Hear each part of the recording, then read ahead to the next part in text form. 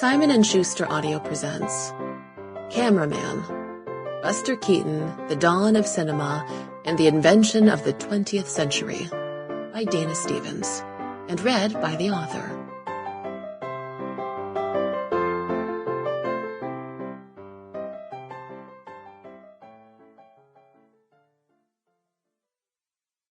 For my paternal grandfather, David Walter Stevens, who, like Buster, was born in 1895, and my maternal grandmother, Cheryl Frances Hacker, who was a chorus dancer with the Fanchon and Marco traveling dance troupe in the early 1930s.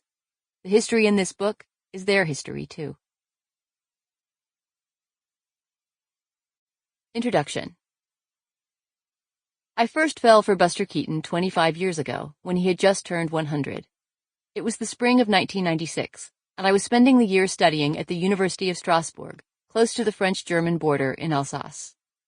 1995 had marked the centenary of Keaton's birth, and in his honor, the local Cinémathèque, a little state-subsidized gem of a theater called the Odyssée, programmed an extended festival of his silent classics.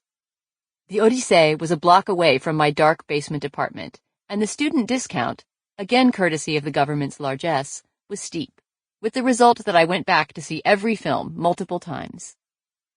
My first sustained encounter with the character the French call Malek, the rubber-bodied, poker-faced cipher in a flat felt hat whom Keaton plays in nearly all his independently produced silents, marked a decisive rupture in my inner life.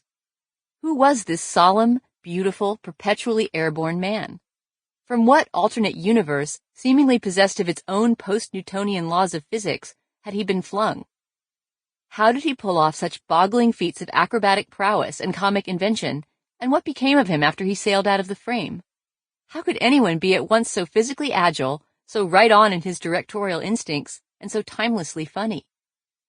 The Odyssée had a small but excellent film library, where I started spending hours a day in an attempt to learn everything I could about this gravity-defying figure.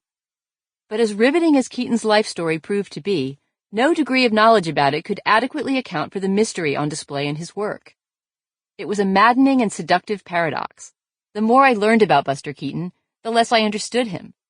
When I got back to the States that summer, I continued to shortchange my dissertation by expanding my research into the period when he lived and worked, an extraordinary span of American history that stretched from the second administration of Grover Cleveland to the first and only full one of Lyndon Baines Johnson, from the year my oldest grandparent was born to the year I was.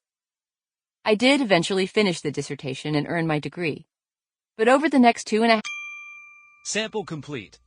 Ready to continue?